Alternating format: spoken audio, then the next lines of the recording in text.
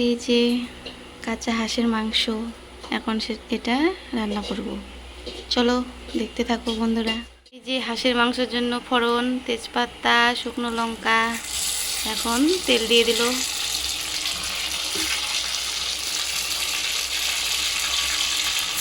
পেঁয়াজ কুচি, পেঁয়াজটা একটু ফ্রাই করে নিতে হবে।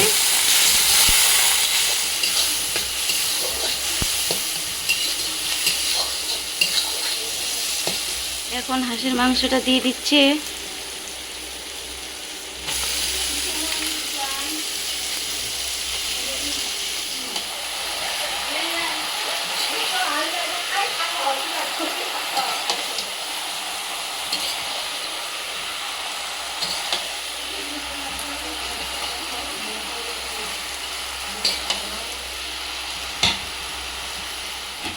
পরিমাণ মতো হলুদ গুঁড়ো, পরিমাণ মতো লবণ,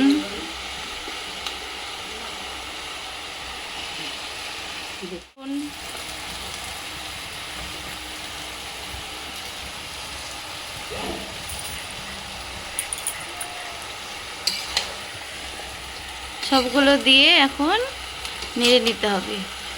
অনেকটা জল বেরিয়েছে, জলটাতে ঢাকা দিতে হবে না, এমনিতেই শুকাবে, শুকিয়ে আবার ফ্রাই করতে হবে। জলটা শুকিয়ে আসছে,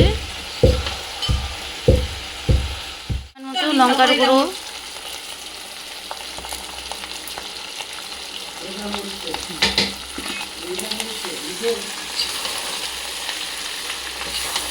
কষা কমপ্লিট হয়ে গেছে। এখন লঙ্কার গুঁড়ো দিয়ে শুধু একটু নেড়ে, এখন ঝোলের জন্য জল দিয়ে দিচ্ছি।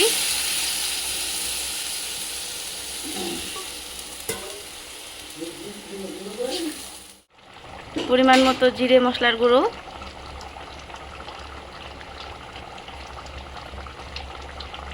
এখন মাংসটা নেড়ে দেব।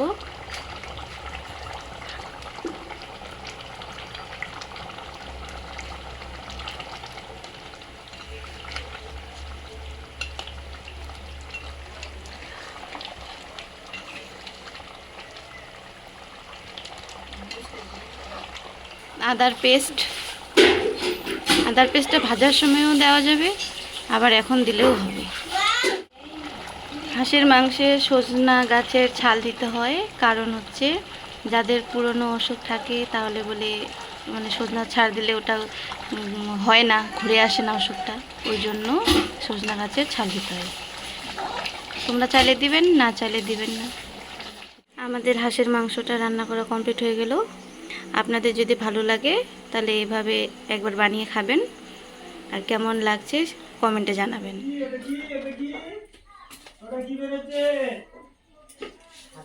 রান্নাটা যদি ভালো লেগে থাকে তাহলে লাইক, কমেন্ট এবং শেয়ার করে দেবেন। টাটা, ভালো থাকবেন, সুস্থ থাকবেন।